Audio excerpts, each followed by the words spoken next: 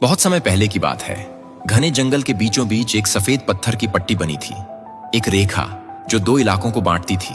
उस रेखा के दोनों ओर शांति थी, कभी लड़ाई नहीं, कोई टकराव नहीं, क्योंकि उस रेखा को जंगल के शेर वीर ने बनाया था और हर जानवर उसका सम्मान करता था। लेकिन फिर एक दिन सुबह सुबह चंचल बंदर दौड़ता हुआ आया, हांफता हुआ, वीर वीर। वो रेखा गायब हो गई है। सब जानवर इकट्ठा हो गए। जहां सफेद रेखा थी अब वहां कुछ नहीं था, सिर्फ मिट्टी और बहुत सारे पांवों के निशान। वीर गंभीर हो गया।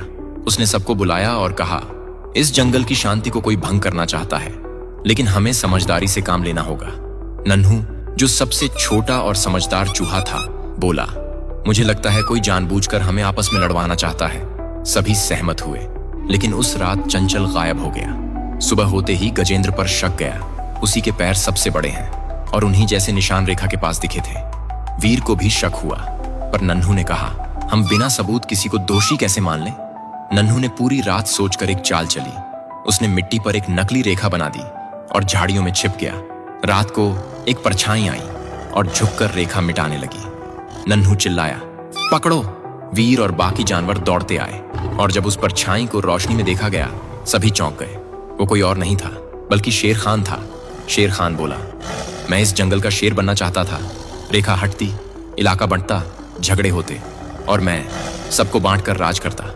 वीर की आंखों में आंसू थे, नफरत के नहीं, दुख और समझदारी के। शेर खान, तू मेरा दोस्त था, पर अगर कोई दोस्त ही जहर घोल दे तो उससे बड़ा दुश्मन कोई नहीं होता।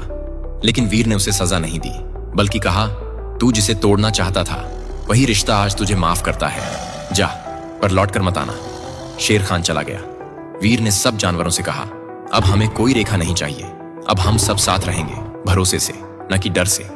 और उसी दिन जंगल की असली रेखा बनी, दिलों के बीच, जो कभी मिटाई नहीं जा सकती। कभी कभी जो रेखा मिटती है वो असल में हमारे अंदर की आवाज को जिंदा कर देती है। जो रिश्ते टूटते लगते हैं वही हमें सिखाते हैं कि साथ रहना सिर्फ जरूरी नहीं, जरूरी से भी ज्यादा है। अगर शक में फैसला लोगे तो संबंध टूटेंगे, लेकिन अगर समझ से सोचोगे तो टूटे दिल भी जुड़ सकते हैं।